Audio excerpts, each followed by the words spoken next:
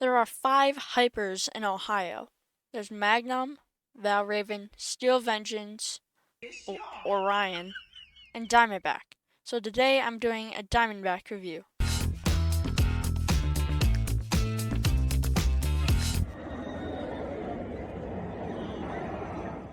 So you start off by entering the scattered seating, where you get all clear, and then you start going up the 230-foot lift hill. Then you reach the top where you think you would get a good view, but you just kind of get a building and some trees.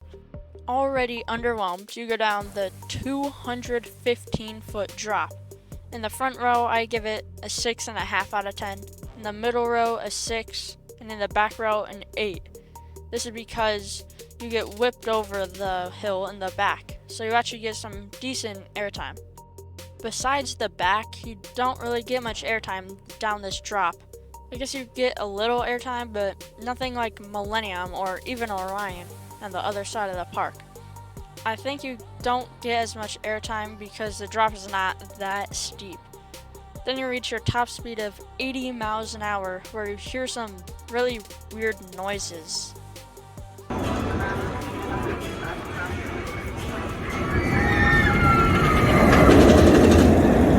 Like, you don't really hear this on the ride, but like when you're standing there watching it, it's like, sounds like it's about to snap in half.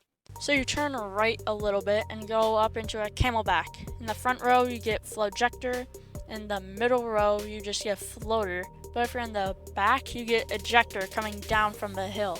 Then at the bottom you turn left a little bit into another camelback, same thing goes for that hill. From the front, flojector, in the middle you get floater, and in the back you get ejector. Then you go into a turnaround, which in the front is forceful in the beginning of it, but then it dies out by the end. In the middle you don't really get much forces, and in the back it's forceful in the end. In the valley of the turn is when you start to notice a little bit of a rattle. I call it the B&M Kings Island rattle. I call it this because all the B&Ms have this rattle. All the B&Ms at Kings Island, that is. Then you go into a set of trim brakes, which in the back you'll feel a lot, in the middle you'll feel a little bit, and in the front also a little bit. In the front, this hill delivers very little floater, same goes for the middle, but in the back you get some pretty good airtime. Then you go into the mid-course. Watching the POV, the turn around looks a lot better than it really was. This is like very forceful. I completely forgot about this before watching the POV. Then you go into the mid-course brake run, which slows you down quite a lot.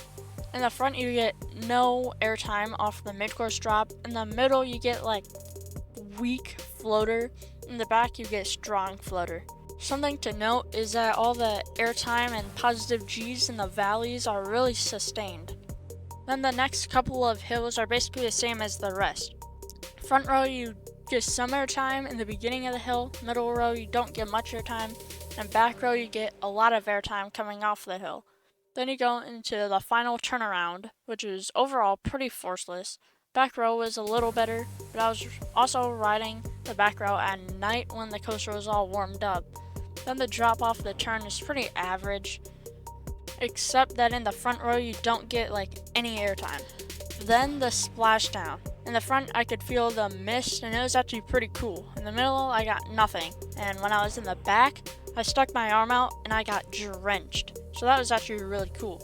You get very little airtime coming into the brake run in all the cars, but in the front row you might get a little more. So that is Diamondback. Overall, I give it around a 6.5 or 7 out of 10. It was good, but that's about it. This was my 5th favorite in the park, right behind Mystic Timbers. Yeah, that's right, I have Mystic Timbers as my 4th favorite.